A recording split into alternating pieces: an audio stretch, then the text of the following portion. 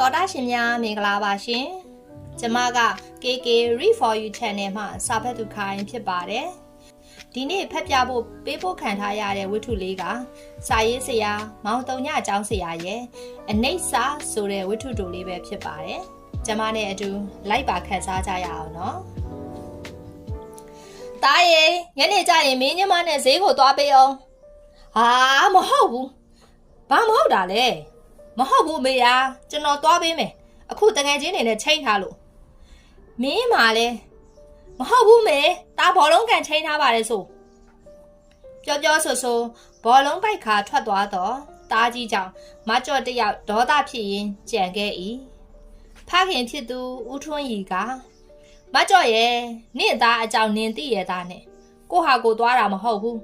မိဘကစုံမလို့ကောင်းတဲ့သားသမီးမျိုးမဟုတ်ဘူးအော်ကိုပါတောင်းရဲ့ကြောကြည့်ရတာပေါ့ရှင့်သားကစကားပြောရင်မဟုတ်ဘူးနဲ့ဘယ်လိုဟာလဲမသိတော့ပါဘူးအမေရဲ့အကိုကြီးတို့အပေါင်းအသင်းတွေထဲမှာအဲ့လိုစကားပြောကြတာလေမဟုတ်ဘူးနဲ့ခစ်စတိုင်ပေါ့အမေရဲ့အိမ်နောက်ဖေးမှထွက်လာတော့တမီးဖြစ်သူ KTE စကားကိုမရှင်းတော့ကြောင်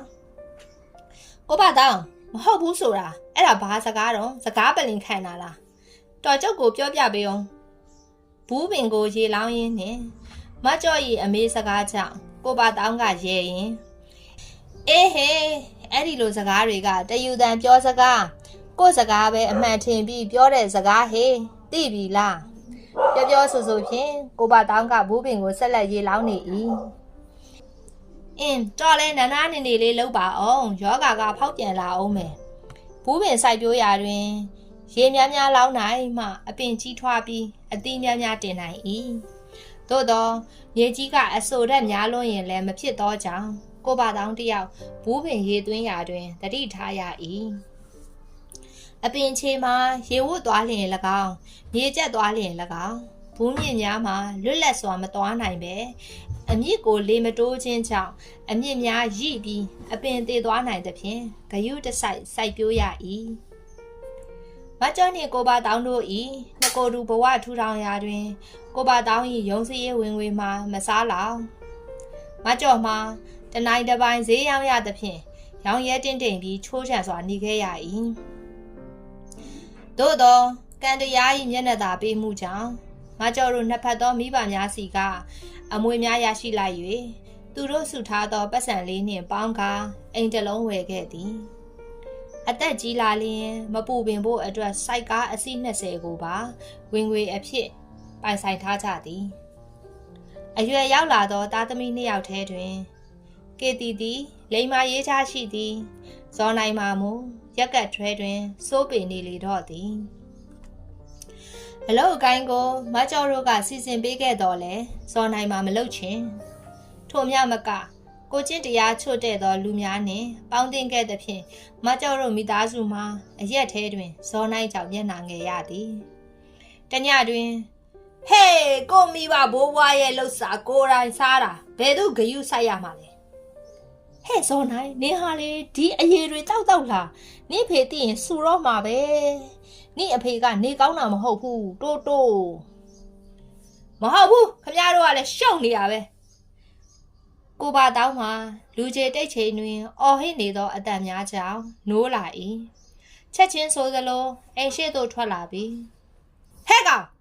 မင်းခွေးမတောက်တဲ့အရေတွေတောက်လာပြန်ပြီလားဟာဗျာခမရကြီးကကျုပ်အရက်တောက်တာကဲဗျာဘာဖြစ်ချင်တယ်လဲဟဲ့သားစော်နိုင်နင်မိုးကြိုးပြစ်မယ်အဲ့ဒါနင့်အဖေဇော်နိုင်မှာပတ်ဝန်းကျင်တွင်ကြားမကောင်းအောင်လက်သီးလက်မောင်းတန်ပြီးဖခင်ဖြစ်သူကိုစိန်ခေါ်နေသဖြင့်ကိုပါတောင်းတယောက်ဒေါသဖြစ်ပြီးငါကွာလက်သီးကိုဆုပ်လျက်ခန္ဓာကိုယ်မှာတုံရည်ပြီးမတ်တက်ရက်နေရင်းမှလဲကျသွားလေတော့၏အမလေးကိုပါတောင်းရဲ့ကေတီသမီးမြမြဆရာဝန်တော့ခေါ်ဆရာဝန်ရောက်လာတော့လေကိုပါတောင်းမှာအသက်မရှိတော့ချေပတ်ဝန်းကျင်ကမကြော်ရီယောက်ျားတည်သွားတာကိုတားဖြစ်သူနှင့်စကားများပြီးတည်သွားတာလို့ဝေဖန်ပြောဆိုနေကြပုံကိုတွေးပြီးမျက်ရည်ကျကကိုပါတောင်းစိုက်ပျိုးထားသောဘူးပင်လေးကိုကြည့်နေ၏ဘူးပင်လေးမှာလည်းပြုစုမိသူမရှိသောကြောင့်မရှင်သန်နိုင်တော့ချေ ပတ်ဝန်းကျင်တွင်သတင်းဆိုးဖြင့်ဇော်နိုင်တယောက်ကိုမြည်သူများအဖက်မလုပ်ချင်ကြတော့ပေပျက်စီးခြင်းတိုင်းပျက်စီးနေသောဇော်နိုင်မှာမိုက်တွင်းကိုနတ်တစ်ထက်နတ်အောင်တူးနေလေ၏တော်ကြောရဲစခန်းမှာတော်ကြောသာလိန်လယ်မှုနဲ့အဖက်ခံရလို့အဲ့ဒါလိုက်ခဲ့ပေးစမ်းပါတားအဖက်ခံရသည့်စကားကြောင့်မကြော့မှာပြရာခတ်သွား၏ငွေသည်လူတွေအတွက်တဲချေကြိုက်ဖြစ်တာကြောင့်မကြော်တို့၏ရိုးအားမှုသည်သားအတွက်မျက်နှာလှစေဖို့အိမ်ပါရောင်းချခြင်းဖြင့်အမှုပေါ့အောင်ကြိုးစားခဲ့ရ၏မိတို့ပင်ငွေကုန်စီကမူဇော်နိုင်တယောက်မှာမိုက်ပြည့်၏နားခိုရာထောင်သို့အများနှင့်မတူရော့ပေါက်စွာကြခံစေရ၏မကြော်တို့သားအမိမှာအိမ်ငါးဘဝသို့ဆိုင်းမစင်ဘုံမစင်ကူးပြောင်းသွား၏တပူပေါ်နှစ်ပူစင့်ဆိုသလိုဒုတိယအပူမှာဇော်နိုင်ဤမပေးနိုင်သောပတ်စံကိစ္စများကြောင့်မကြော်တို့ဤစိုက်ကားများအသိမ်းခံလိုက်ရသည်လောကရန်ဤဆင်းရဲခြင်းအလှည့်အပြောင်းသည်ဒီတစ်ချိန်တွင်မကြော်တို့သားမိနှစ်ယောက်အဖို့မြန်ဆန်လွန်းလာသည်အိမ်ငါနေကြသဖြင့်ဝင်ငွေရအောင်ကေတီမှာအထည်ချုပ်တွင်အလုပ်ဝင်လုပ်၏မကြော်မှာအဆက်တိတ်ခါကိုမငဲ့ကွက်နိုင်တော့ပဲတိတ်ငယ်စွာဖြင့်သူတစ်ပါးအိမ်မှာအဝတ်လိုက်လျှော်ရ၏အရက်ထဲမှတနာသဖြင့်ပေးသောအလုတ်ကလေးများဖြင့်မကြော်တို့မှာဝမ်းဝခဲ့ရ၏ဇော်နိုင်လိုသားတစ်ယောက်မွေးထားရတာသားမဟုတ်ကြားဖြစ်နေ၏သမီးတစ်ယောက်မွေးထားတာကမှအားကိုးရသေး၏သမီးမှာမီးမဟုတ်မကြော်အတွက်အရေးအာဝါဒကိုပေးတဲ့ထီးဖြစ်နေ၏မကြော်ဤဆန္ဒမှာသားကြီးကိုလိမ်မာစေခြင်းသည်နှစ်နှစ်ခန့်အကြာဇော်နိုင်မှာထောင်ကလွတ်လာ၏ထောင်ကလွတ်ချင်းပင်တောက်စားလာပြန်၏ဝမ်းဝအောင်ပြုလုပ်ပေးခဲ့သောပတ်ဝန်းကျင်မှာဇော်နိုင်ရောက်လာ၍ငကိုအတိုင်းပြန်နေကြတော့၏တနေ့ဇော်နိုင်မှာကေတီစီကငကတ်ချွတ်ပေးဖို့ပြောဆို၏ကေတီမှာအမေလာပါအောင်ဒီမှာသမီးစီကငကတ်ကိုအတိချွတ်ခိုင်းနေတယ်ဇော်နိုင်ကဘာဒါနင်းငကတ်ဟုတ်လားငါတို့ဘိုးဘွားပိုင်တာငါ့ကိုပေးစမ်းပါနင်တို့သုံးဖြုံးတာလည်းကုန်နေပြီပြောဆူနှမလေးထံမှငကတ်ကိုဇော်နိုင်ကအတင်းဝင်ကချွတ်လေတော့၏အမေရေကဲပါအောင်ဟဲ့ကောင်ဇော်နိုင်နင်သမီးကိုအနိုင်မကျင့်နဲ့မကြော်ကသမီးဖြစ်သူကေတီ၏ငကတ်ကိုအတင်းလူးချွတ်နေသောဇော်နိုင်၏လက်ကိုပုတ်ထုတ်လိုက်သောအခါဇော်နိုင်ကအိုဗျာဖဲ့စမ်းပါခမ ्या ကလည်းဘိုးဘွားပိုင်နေခမ ्या တို့သုံးဖြုံးတာကုန်နေပြီခမ ्या လည်းဟိုတယောက်လိုဖြစ်ချင်မြန်ပြီပေါ့တားဖြစ်သူ၏စကားကြောင့်မကြော်၏မျက်နှာသည်တင်းမာသွား၏သမီးအမေပြောတာနားထောင်ငကတ်ချွတ်ပေးလိုက်သမီးမှာမျက်ရည်ကျရင်ငကတ်ကိုဇော်နိုင်စီသို့ချွတ်ပေးနေတော့၏ဒီမဲ့ဇော်နိုင်ဘိုးဘွားတွေပေးခဲ့တဲ့အမွေတွေကနင်ဖြုံးတီးခဲ့လို့အကုန်ကုန်ပြီနင်မသိဘူးလားမဟုတ်ဘူးမြားတို့ထိုင်သုံးနေကြတာနင်းညမလေးကမိန်းကလေးလေနားမှာငကတ်တော့ရှိရမှာပေါ့အဲ့ဒါကိုနင်ကတောင်းယူသေးတယ်ယူသွားအကုန်သာယူပြီးထွက်သွားပါတော့ဟုတ်ဒေါသဖြင့်တုံရင်စွာပြောလိုက်၏ဇော်နိုင်မှာယူမယ်ခမ ्या တို့နဲ့လည်းမနေဘူးဟုတ်ပြီလားထို့သို့ပြောဆိုကသမီးလေးလက်မှငကတ်ကိုဆွဲယူကထွက်သွား၏ကေတီမှာဝမ်းနဲ့စွာငိုရင်းကြက်နေခဲ့၏မကြော့မှာငိုနေသောသမီးကိုကြည့်ရင်စိတ်မကောင်းစွာဖြင့်ပဲသမီးငိုမနေနဲ့သူ့စေတနာသူအကျိုးပေးလိမ့်မယ်ဟုသာဖြည့်သိမ့်ပေးရတော့၏အဲ့ဒီနေ့ကလေးကဇော်နိုင်တယောက်အိမ်ကိုပြန်မလာတော့ပဲသမီးကေတီကတော့သူ့စွမ်းသမျှလောက်ကရင်ရှာဖွေကျွေးမွေး၏အချိန်ကာလတွေကုန်လွန်လာသည်နှင့်အတူလောကရန်၏ရိုက်ခတ်မှုတွေကြားပင်ပန်းသည့်ဓာတ်များဖြင့်ကေတီမှာတနေ့တခြားပိန်လာ၏အစာအသောက်ပြတ်လာ၏အလုတ်ကပြန်လာသောအခါမောနေ၏သို့တော်လည်းငွေကုန်ကြေးကြများမည်ဆိုသဖြင့်စေကံမပြဖြစ်ခဲ့ပေတနေ့တွင်အမေသမီးဖိုက်အရန်အောင်နေတယ်အမေမခံနိုင်တော့ဘူးဟု ဘိုက်ကိုနှိပ်ပြီးပြောလိုက်တော့ကေတီဤစကားကြောင့်မကြော်မှာဆရာဝန်ပြေးပြရ၏ဆရာဝန်ကဆေးရုံတရမည်ဟုပြောသဖြင့်ဆေးရုံသို့ပို့လိုက်ရ၏ဆေးရုံကဆရာဝန်များကပန်ခရီယက်ကင်ဆာလို့ပြော၏မကြော်မှာလည်းနားမလဲမကြော်ကိုတနာကြသဖြင့်အဖိုးအခမယူပဲကေတီကိုကုသပေးခဲ့ကြ၏သို့တော်လည်းကေတီမှာကုမရသည့်ယောဂကြောင့်ရက်အနှဲငယ်အကြာဆေးရုံတွင်ပင်ဆုံးသွားခဲ့ရ၏မကြော်၏အပူမီးသည်သွေးသားတဲ့အထိလောင်မြိုက်လျက်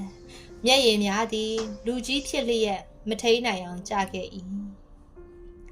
တမီးနောက်ဆုံးခရီးကိုပင်အရက်ကောင်းမှုဖြင့်သာလောက်ကင်ပေးလိုက်ရ၏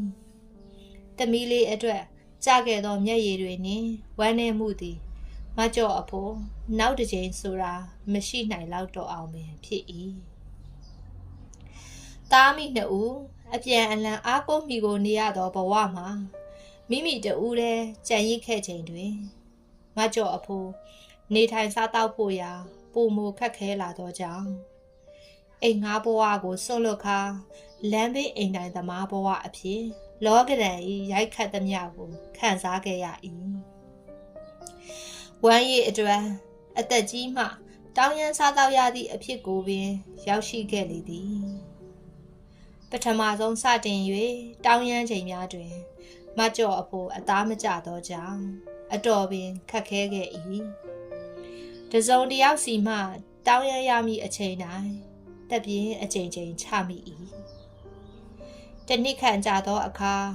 မကြော့တယောက်မိမိကိုပတ်စံပေးခြင်းအောင်ပြုလုပ်လာတတ်၏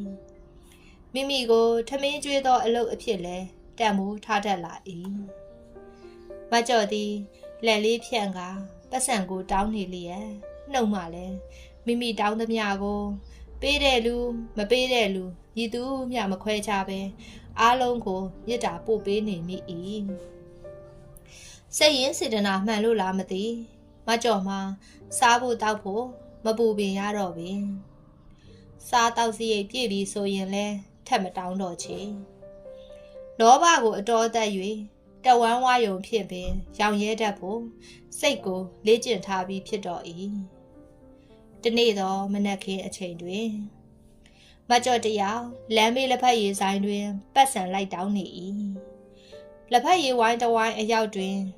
မောင်ရဲ့ပတ်စံမရှိဘူးလားအမေကြီးတယောက်တနာပါတယ်ထိုစဉ်ယောက်ျားလေးမှာပတ်စံအိတ်ထဲမှပတ်စံထုတ်လိုက်ရင်မိမရဲ့မင်းလူလိုက်ပါရော့မကြော့မှာလဲတာဒု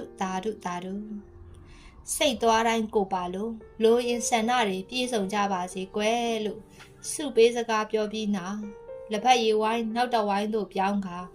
လက်ကလေးဖြန့်ခါတောင်းနေတော့၏တဝိုင်းပြီးတဝိုင်းတောင်းရပြီးလက်ဖက်ရည်ဆိုင်မှပြန်အထွက်အမလေးကဲကြပါအောင်ရှင်မောင်ဟဲ့ကောင်တွေကားနဲ့မလိုက်မကြဟဲ့ဟဲ့ကောင်တွေကားနဲ့မလိုက်မကြဆေးုံမြန်မြန်ပို့ဖို့လုပ်ကြလေဒီလောက်ခေါင်းထဲကသွေးတွေထွက်နေတာတေးပြီပေါ့ကွာလူအများဝိုင်းအောင်လျက်တယောက်တခွန်းပြောဆိုနေတဲ့များနဲ့မိန်းကလေးတဦး၏ပူဆွေးတံတွေကြားတဲ့တွင်မကြော့တယောက်ကားတိုက်ခရသူကိုကြည့်လိုက်၏အော်ဟုနှုတ်မှအတန်ထွက်ရည်ယူရင်စိတ်ထဲမှပင်ဆက်၍ဆူတောင်းပေးလိုက်လေ၏ကောင်းရမွန်ရာရောက်ပါစီကွယ်ငါသားရဲ့ထို့နောက်ကြစရာမျက်ရည်မရှိနိုင်တော့သောခံစားမှုမျိုးနှင့်ပင်လူအုပ်ကြားမှလှည့်ထွက်ခဲ့လေတော့သည်အရေးသူရဲ့ဝိထုလေးကဒီမှာပြီးဆုံးပါပြီရှင်ပြိတ္တကြီးတော့ဘယ်လိုနေလဲမသိကျမကတော့ဖက်ရင်မျက်ရည်ကျမိနေပါပြီမိဘကိုပြန်လည်ဆောက်ရှောက်ပေးနိုင်တဲ့သားကောင်းသမီးလိမ္မာလေးများဖြစ်နိုင်ကြပါစေလို့ဆုတောင်းရင်းနှုတ်ဆက်လိုက်ပါရစေရှင်နောက်ထပ်ဇာတ်လမ်းလေးတွေကိုနားဆင်ဖို့ channel လေးကို subscribe လုပ် bell လေးကိုနှိပ်ပြီး notification ယူခဲ့ကြပေးပါဦးနော်အားလုံးပဲကျေးဇူးတင်ပါတယ်ရှင်